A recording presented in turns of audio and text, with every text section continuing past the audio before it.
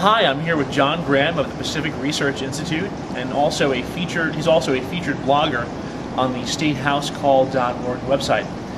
John, why is the StateHouseCall.org such an important website for the free market healthcare movement? Well, it's just really exciting. We're in a time now where every state, legislatures and governors are doing a lot of different things, and by blogging, we can communicate to our colleagues in other states what's going on in our state, in my case California, and learn from what's going on in other states.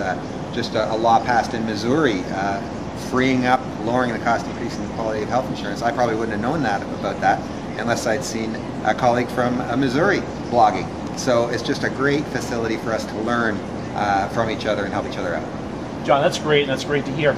On the state pages, which is a resource on the State House Call blog, we're using a lot of the facts that you've produced in your study for the Pacific Research Institute. Can you talk about why that study is so important in trying to analyze what's going on in the states? Well, yeah, because I wrote it.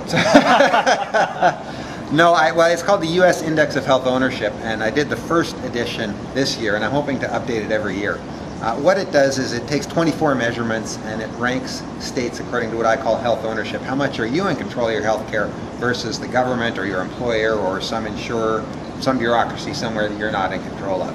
And I was inspired to do this because my own experience was I got a consumer-directed health plan with a health savings account, and I had my health savings account. I was an empowered patient, so I went around shopping for health care, and I couldn't find any price transparency. I couldn't find out how much things cost.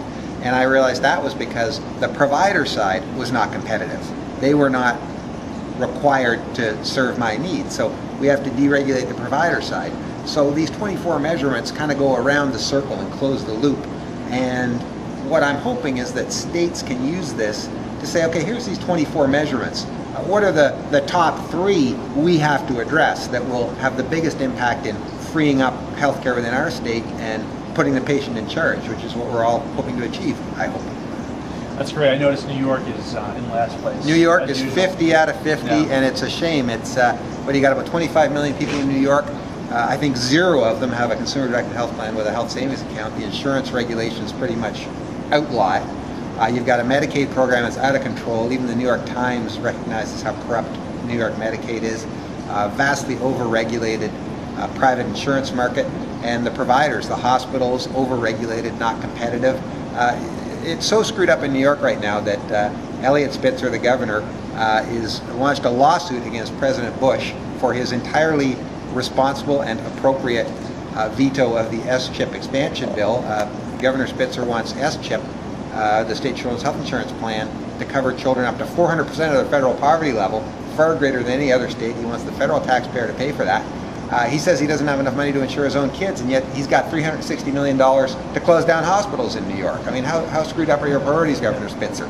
So yeah, New York ranks 50 out of 50. They got a lot of work to do to free up healthcare in New York. And John, what's the biggest threat to free market healthcare?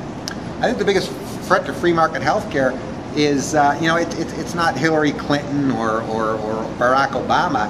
It's the notion that I think resides inside so many people in America that health care is something that someone else should pay for, that your health care is not your responsibility, someone else has to take charge of it. And as soon as you give up control to somebody else, be it your employer or be it the government, the system is not going to serve your needs. So I think every American has to take responsibility for his own health care and demand that politicians give that responsibility back to us like we do in every other area of our lives.